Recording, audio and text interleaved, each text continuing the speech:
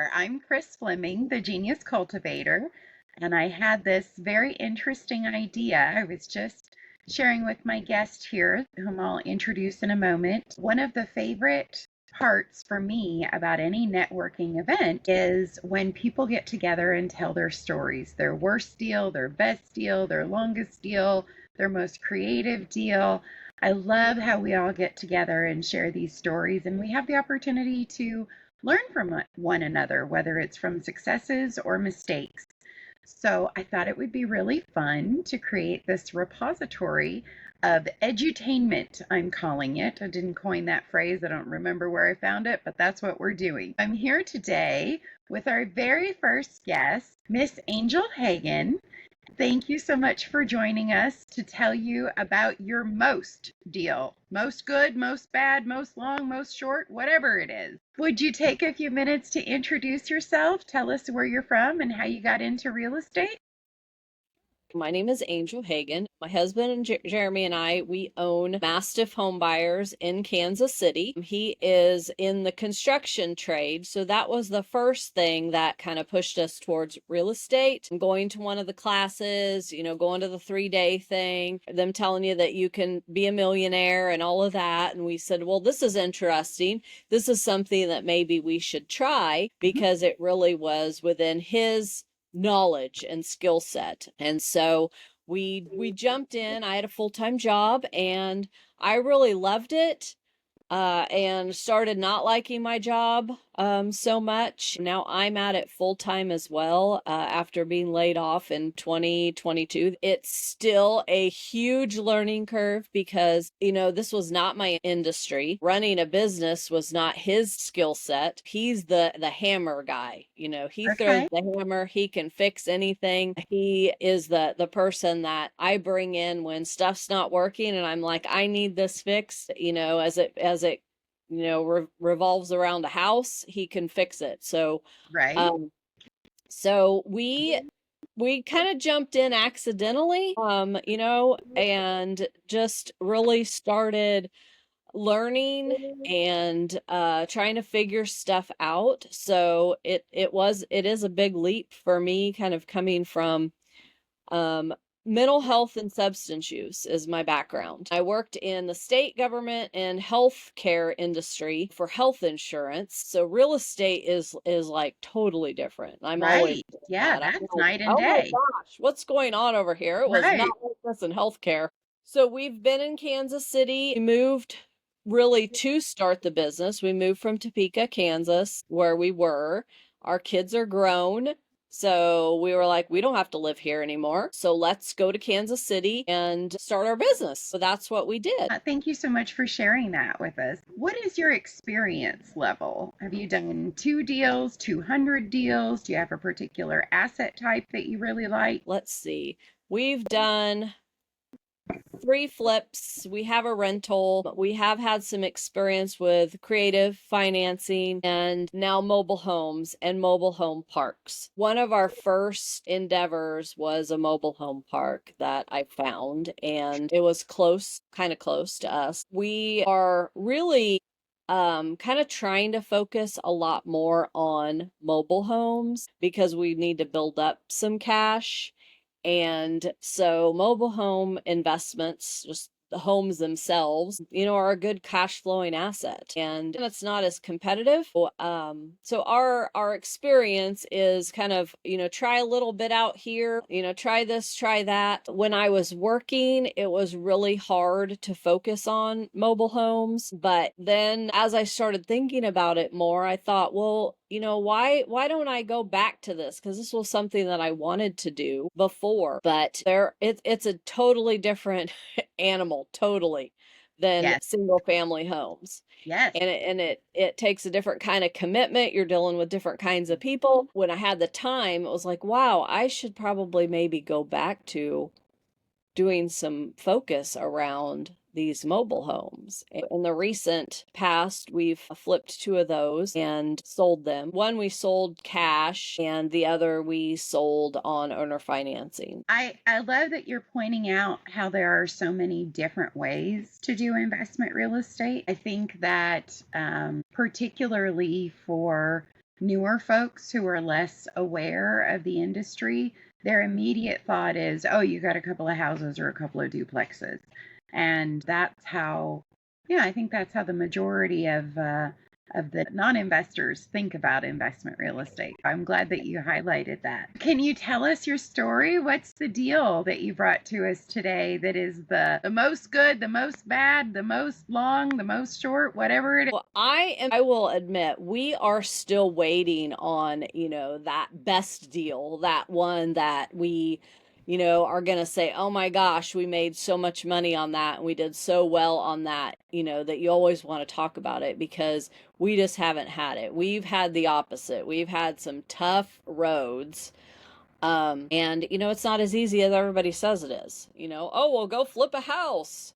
We were really excited to get into flipping and bought a house from the get-go. It was just like, it was hard, and the house was a hoarder's house, and it was a mess. The more stuff we tore out, the more stuff we found wrong with it. Well, then it started on fire twice. We owned that house for 2 years, over 2 years. Did you say it started on fire twice? Correct. After we owned it. So yes. What?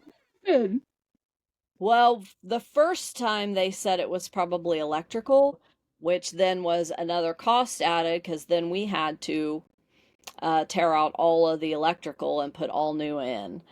And then the second time, we had just gotten back into it and gotten permits, and the the neighbor called me and said, "Hey, your house is on fire again." I was like, "Are you kidding me?" And so, no, he wasn't kidding.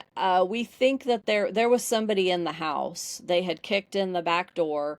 It was October 28th to be exact. It's one of those days you remember the dates. right, right. Um, and so somebody had kicked in the door and gotten in, and it was they either started it on purpose or it was drunken stupidity because there were little whiskey bottles and cigarette butts, and they had brought in their cooler and a blanket and a space heater that they had left in the back bedroom, and we had been putting in new windows. We'd started that, and that it was boarded up, and so they broke in, and then they tore stuff up too. It Ah, was just a bad deal because then that put us on, kind of stopped the presses until January, when we could get, the GC in there, and it kind of started over again. This was after already have owned we had owned the house for 9 months by that time. Then it took 5 months to get the permits from the city. oh my gosh. Right. Yes. Well, it's gut feeling, but there was a new codes director brought in that in the fall, and I mean, I think he had something to show. He was, wanting to show what he could do, and everything was hard to get by them, and they argued over everything, including the cost of the rehab. It was just, which we weren't involved in it too much because we had some history with him previously, because the previous permits we had pulled ourselves. I kept questioning him on, he would come back with, well, we need this or that. Well, can you be specific about what it is? We need a plan. Well, what does that look like? What are you expecting it to be in? How do you expect that to look? He couldn't tell us. He was, so they were asking for these vague things. I was like, I don't want to spend my time spinning my wheels. Give me some specifics. So we went round and round about some of that. So we backed off and just let the GC handle it. We hoped we could get pushed through a little bit quicker. I don't think it was us. I don't think it was personal. I think it was him. There were gravel driveways out in that area. We were told that we had to put in a full concrete driveway, which we hadn't budgeted for at all. So that was 11 grand. And everybody else had gravel? Correct. It was optional. And so, but then they said, well, we have a new rule that everybody out here, when you're doing this big of a rehab, that you have to put in concrete when you do any kind of work. So I was like, okay, fine. So we did it, and they made another investor do one like that in town, and they gave him grief about it as well. It's not right. You have to do it again. It was just crazy. Then to Oh, come find out that it was a mistake. They talked about that rule, but they weren't supposed to be enforcing it. Um, no. yeah, yeah. Oh, So the concrete driveway definitely looked nice. yeah. Hell yeah. It looked nice. They did a great job on it, but it was something that we wouldn't have had to do if the city wouldn't have kind of enforced their own rules. That kind of made us, it scared us. It was kind of like we didn't know if we were going to be able to get out of that one. We knew we were Sure. losing money on it. We had a Right. private lender. It was like, I got to get my lender out of this. It really stopped us from doing anything because it was scary. That was, I would say that our personal home in Topeka was our first kind of flip. Okay. Um, but no, this was our first big one and our last Okay. one.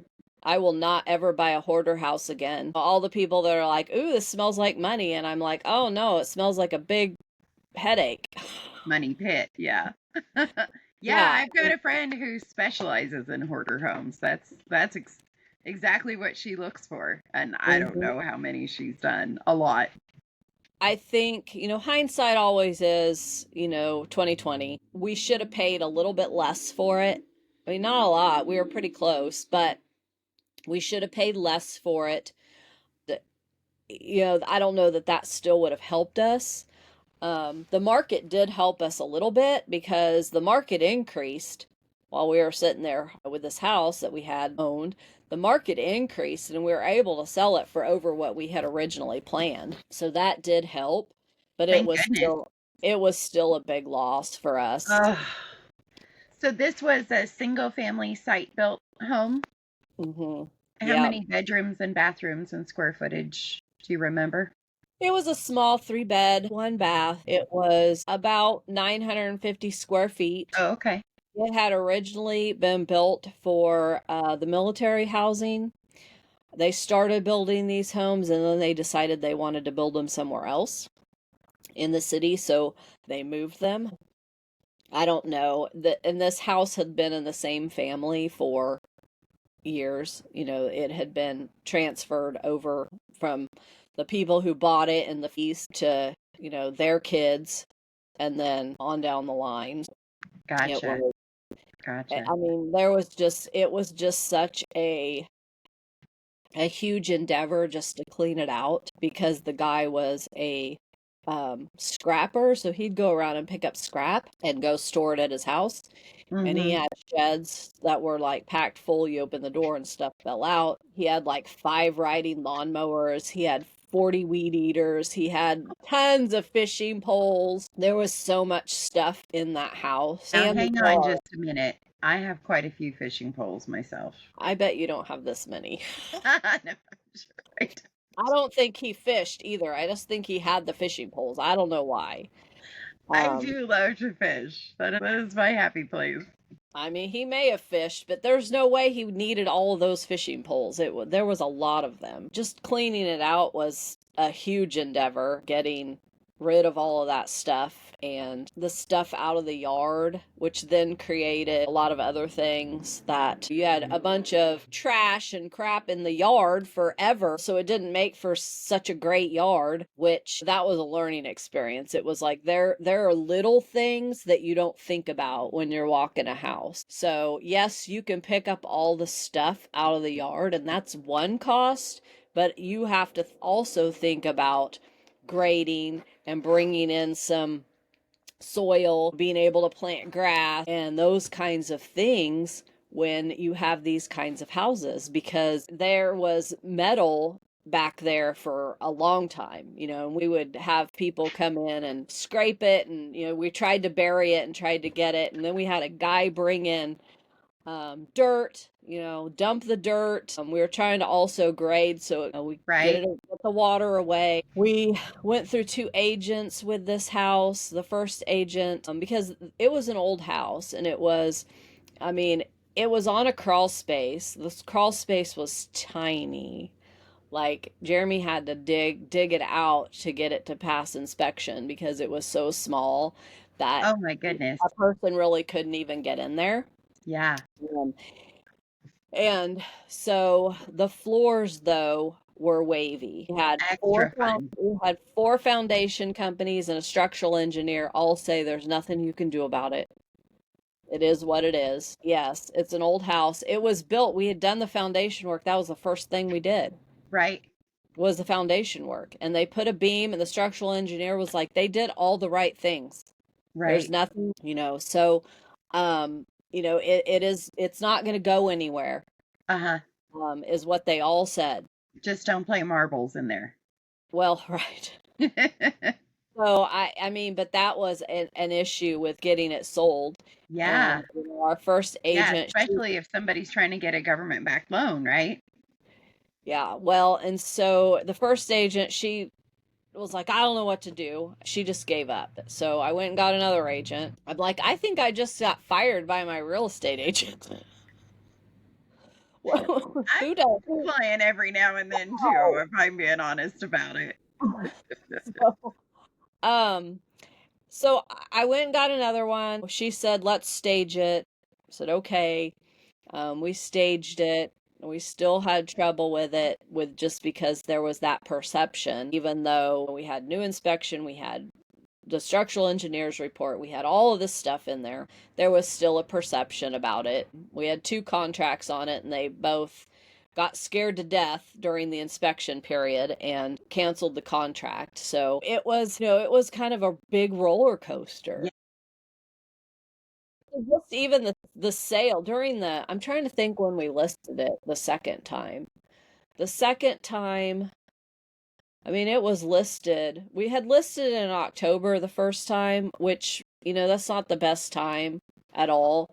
And then by February, that's when the agent kind of ran off, or March maybe. It's like, I can't, I don't know what to do. I don't know what to do. But there wasn't anything we could do to fix it. So we just had to wait it out. And during the time that we were waiting it out, we had it, I don't remember how long. She'd just listed it not too long before, and the neighbor called my agent because her name was on the sign, and there was a new neighbor next door, and the neighbor's tree fell on my house. No. Yep. Tree fell on it. So we went, and Jeremy and one of our business partners went over to, clean it up, called the roofer. Luckily, it took the corner of the roof. So it was fixable without too much damage. And a project that never ends. yeah, and this was this big dead tree stump. So there was a tree that was dead, and it had always been dead, and we were like, maybe we should take that out. Well, then we just were spending more money and more money and more money. It was like, we don't have the money to mess with that thing. Right. Was it your tree or the neighbor's tree? Well, so we figured out that it was the neighbor's tree. So the neighbor is an old landlord, which we knew who he was. He'd been talking to us since we had started rehabbing the house, and we were going to buy one of his properties, but he wanted too much for it. And so when this happened, we called him over there. Was like, tell us where this property line is. And he agreed. It was on his side, but he didn't want to do anything with it. I got him talked into, agreeing to do something about the tree, because we got a contract on it, a young couple. They lived in an apartment, were so excited about the house, and that was the only thing that they had a concern with, was that dang tree. So I was like, okay, we have to get rid of that dead tree. I'm bound and determined to get this landlord to pay for it. He paid for the most of it. I think, I don't remember how much I gave him. I did give him some money for it, but he paid for the most of it, and he found the person and got it done at a reasonable price. but got it to come down so that we could close on it finally, since that was the biggest thing holding us up. But yeah, that was like house full of bad luck. No kidding. So now for the statistics. What was the purchase price? What did you spend? And what'd you sell it for? Oh my God. So we bought it for 60, Okay. and expected to sell it for about 175 and put about 50 in it. Okay. So those were our original numbers. All right. We put So close to 65. 90 on it. Okay. 90. And so we sold it for 209. But that was after holding it for 2 years. Right. So Right.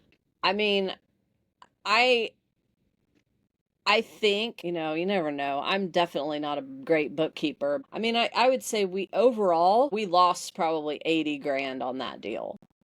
I mean, it was a big chunk. When you add up everything, not even including the time that we put into it, that's just the bills, the loans, the private lender, the holding costs. So the 90 you put into it doesn't account for the financing. That's just materials. Correct. So yeah, it was a hard one. Most people say it's like, well, that's your college education right there. I'm like, oh, I don't like it. I don't Yeah. like it at all.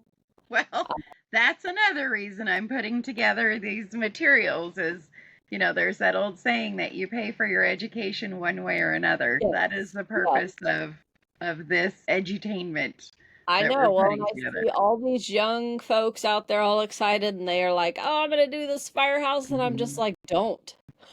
I mean, just don't.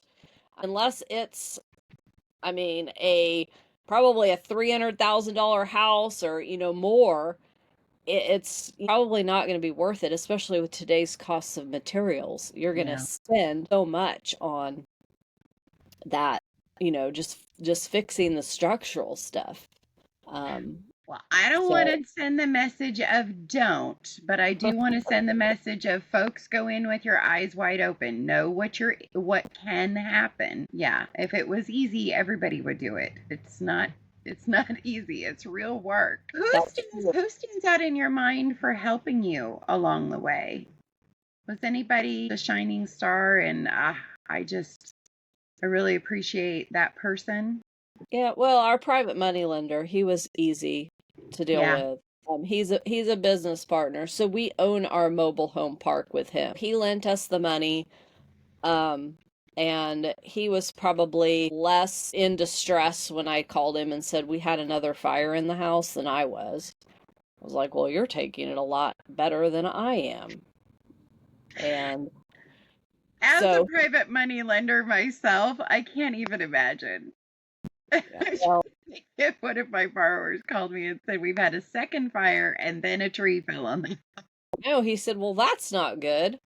Yeah, no kidding. He helped. He literally came over and was the one that helped us cut up the tree.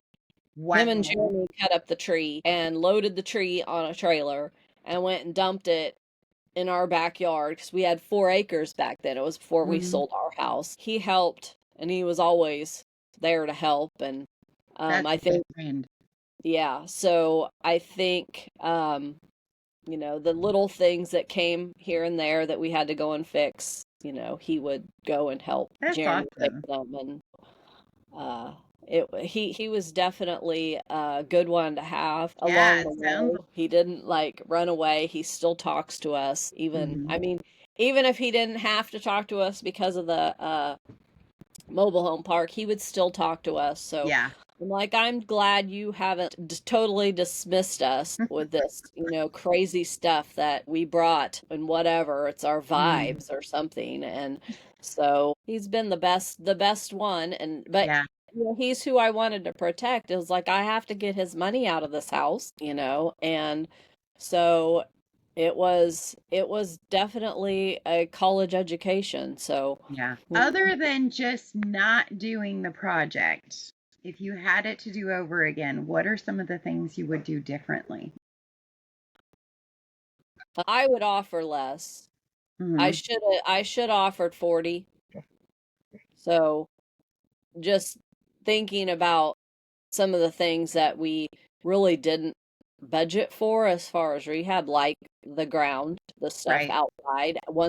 We thought about, oh, we got to get all this junk out of here, but wasn't really thinking about what the lawn was going to look like, Hmm. or how bad it was. It was like, if it was just dirt, that was fine, but it was dirt full of metal and junk, and still little pieces of glass, and so all of that was something we hadn't accounted for. Yeah, so our house, my husband and I invest in real estate as well, and we do a little private money lending and joint venturing. I've been a live-in fixer since I was 18. My first house was a live-in fix. The house that we have now, we've been in it about 2 years. It was originally built in 1920. One of the very interesting things that we found when we started grading the backyard for a pool, there Mhm. there have been burn pits in the yard over the decades. Every time it rains, we find glass that has come up from during the rain, and there's glass all over the yard. Nobody is allowed out in the yard with bare feet. You have to wear shoes out in the yard, Mhm. and we're picking up glass. We do it like Easter egg hunts on nice weekends. We're gonna go pick up glass in the yard. But yeah, I mean, I couldn't agree with you more. I never dreamed when we bought this house that we'd have to worry about Easter egg hunts of glass. So Yeah. I hear you. Anything else besides uh, pay less? I don't know. It's really hard to say, Sure. because a lot of it just was chalked up to bad luck. Yeah. You don't plan for a fire. I don't know that there was a lot that we could have done differently. We tried to get it done as quick as we could, and we tried to keep it as cheap as we could, but it was hard because you couldn't make a decision of, well, maybe I can keep the cabinets and just paint them, because they were Not in a hoarder horrible. house. And the house was full of roaches. So, I mean, speaking of burn pits, Jeremy, he took the cabinets out and burned them in the backyard with the roaches in them, because they were, yeah, it was, yeah, Oh, okay. I don't want to talk about that anymore. yeah. And so it was, yeah, I just, it's just one of those things that, Mhm. nothing really went right Yeah. Yeah. ever. And That then it. when it didn't last very long. Like, oh my gosh, yes, we finally got it listed. We're getting some traction, and then a tree falls on it. Really? Um, so it's like we just can't get a break with this house. But it was a brand new house. By the time we had put everything together and put it back together, it was like, well, this definitely is not ever going to be a rental. We really need to sell it, because we considered Right. that. I don't think I should own this house. Something was just in my gut telling me I Yeah. should not continue to own this house. Well, So, I don't know if you know this, but previously I had launched and owned a mortgage brokerage. And there were files during the course of that mortgage brokerage that I thought there are just some files where everything that can go wrong does go wrong. And there's no explanation for it. It's yeah. just, so I get it. Yeah, there are definitely some situations like that. Thankfully, none of my files have spontaneously caught on fire. So there's that. Yeah. Yeah, for sure. It has been a learning experience. I appreciate the learning. It gave me a lot of, I think, knowledge and information on how to try to keep us from tripping up. But still, you can't trip up bad luck. I mean, you can't plan for bad luck. I mean, maybe you can, and maybe I do to a certain extent, where I'm like, my oops numbers Right. are much bigger, because I'm like, well, you can have a lot of big oops numbers. That can be a pretty hefty budget item in a rehab. You can't make your oops numbers so big that no deal ever makes sense and you just never move forward. right? So there's that balance that you have to strike. Yeah, I get it. Yeah. Well, one of my favorite things to ask people, whether they are 15 years old or 51 years old or more, is if you could give your younger self 3 pieces of advice, what would they be? There's got doggy tails wagging right here. I love dogs. Me too. My advice would be to learn about wealth building younger. That's not necessarily real estate investing Mm-hmm. per se, but just learn how to build wealth at a younger age. That would be the first bit of advice. Let's see. What else? Don't overthink things. And I still do that. That's a Even though tough one. I advise myself not to, but don't overthink things.